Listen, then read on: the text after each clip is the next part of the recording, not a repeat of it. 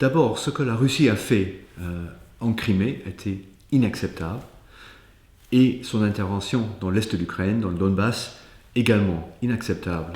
D'avoir soutenu directement les rebelles avec l'équipement militaire, avec même les soldats russes. Alors, nous les Britanniques, nous avons été très engagés pour mettre en place des sanctions européennes. Notre position est claire, que ces sanctions doivent rester en application jusqu'aux mises en œuvre des accords de Minsk dans leur intégralité. Le Conseil européen du mois de juin va décider de ça, mais la position de M. Cameron là-dessus est claire. Les accords de Minsk, qui sont le résultat du processus de Normandie, sont une bonne base pour une solution de cette crise de l'Ukraine. Nous soutenons absolument le processus de Minsk. Nous acceptons que l'Ukraine aussi a des responsabilités. Nous, les Européens, nous devons soutenir l'Ukraine, bien sûr, avec ses problèmes économiques, mais nous avons tous intérêt à voir les accords de Minsk mis en œuvre le plus rapidement et efficacement possible. Après, bien sûr, les sanctions européennes peuvent être levées. Au même temps, si les Russes sont impliqués dans une reprise des combats en Ukraine, nous avons toujours l'option d'ajouter des sanctions supplémentaires, ce qu'a confirmé les chefs d'État du G7 récemment en Allemagne. Franchement, je ne comprends pas cette analyse qui dit que le Royaume-Uni est en retrait sur les questions de politique étrangère.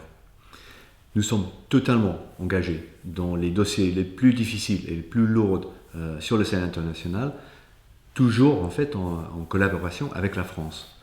Prenons par exemple le dossier Irak-Syrie. Les Britanniques sont totalement engagés dans les actions militaires. Nous sommes le deuxième pays en termes de frappe contre Daesh en Irak, après les Américains.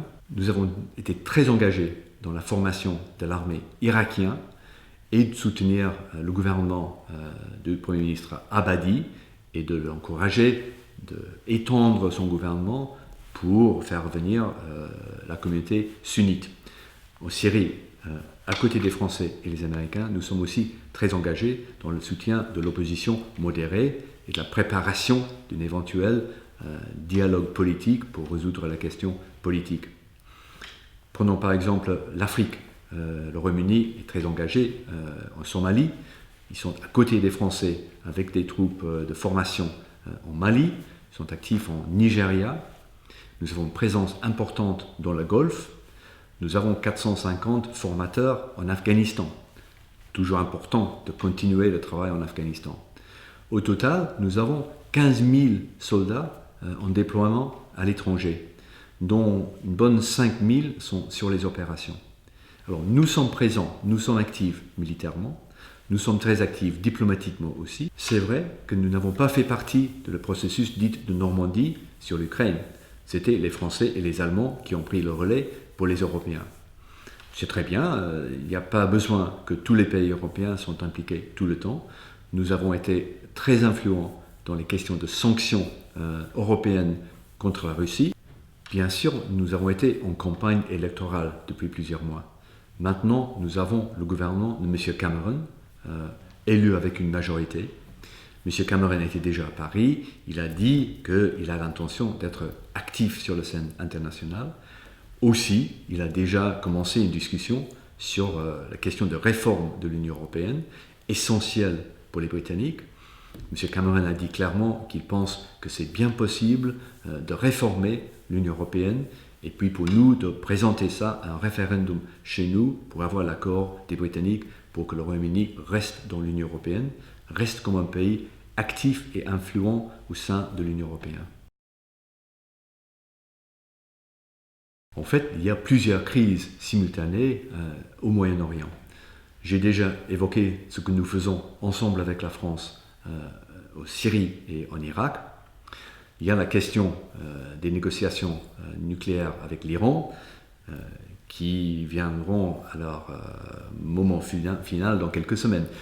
Encore une fois, les Britanniques, les Français et les Américains ont été tout à fait en phase au sein de ce processus dit 3 Européens plus 3. Mais je vais parler un peu de la Libye. qui est une crise au Moyen-Orient qui touche directement les intérêts de l'Union européenne. Alors, il y a beaucoup de choses à faire. D'abord, et essentiellement, il faut trouver un accord politique pour avoir un gouvernement d'unité nationale qui peut restaurer un état de droit en Libye. Et M. Bernardino León, pour le compte de tous les pays européens, travaille dessus et nous l'appuyons totalement. Aussi, il faut traiter la question des migrants qui partent de la Libye vers l'Union européenne. Là, nous contribuons avec un navire très important, HMS Bulwark, à la sauvegarde en mer des migrants. Mais ça, ce n'est pas la solution. La solution, c'est en amont. C'est d'arrêter les réseaux de passeurs, d'arrêter ce trafic de clandestins vers l'Europe, et aussi de bien documenter les gens qui arrivent et de refouler ceux et celles qui ne sont pas des réfugiés, mais qui sont des migrants économiques, qui sont capables de revenir dans leur pays. Il y a toute une série de choses à faire, mais nous, les Britanniques, parmi les Européens, sont impliqués dans l'opération militaire et aussi dans la diplomatie qui peut finalement résoudre ce problème très difficile de la Libye.